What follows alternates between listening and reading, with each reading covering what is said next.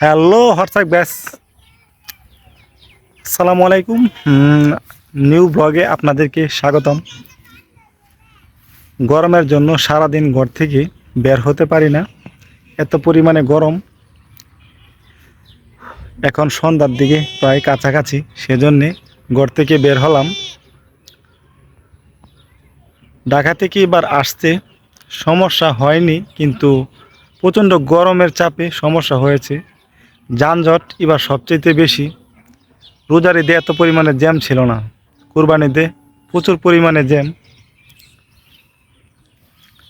আর একটা বিশেষ কথা কি, যে ঢাকা শহরে যেসব পোলাপাইন চাকরি করে, দেখবেন গ্রামে এসে বিভিন্ন ধরনের পুচপাস বা ভঙ্গি, গ্রামের চাল ভাত খেতে পারি না, সমস্যা।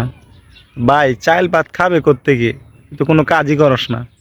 কাজ না করলে কি পেটে ভাত যাবে?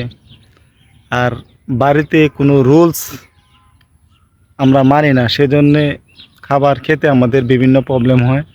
শহরে রুলস মেনে টাইম মেনটেন করে খাবার খাই, সেজন্য খাবার বেশি খেতে পারি।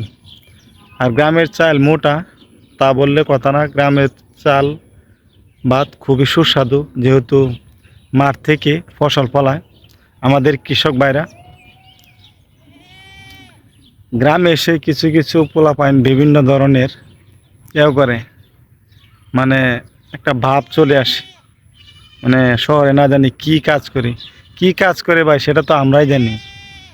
গ্রামে আমাদের থেকে গ্রামের মানুষ পরিশ্রম করে বেশি, শহরের মানুষ থেকে গ্রামের মানুষ পরিশ্রমী বেশি। আমরা যে কাজ করি গ্রামে 1 ঘন্টাও টিকতে পারবো না, বাট শহরে আমরা পরে পাকা নিচে কাজ করি, সেজন্যে লং টাইম কাজ করতে পারি। কিন্তু গ্রামে রৌদ্রের ভিতরে কাজ করতে পারবো না।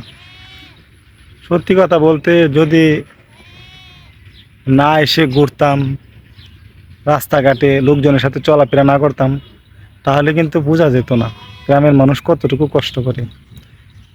যারা শহরে থাকে, শহরে বাড়িঘর, যাদের গ্রামে কোনো বাড়ি নেই, তারা কিন্তু বুঝতে পারবে না। মানে যাদের বাড়ি গ্রামে, শুধু তারাই বুঝতে পারবে যে কতটুকু পরিশ্রমী হয় গ্রামের মানুষ।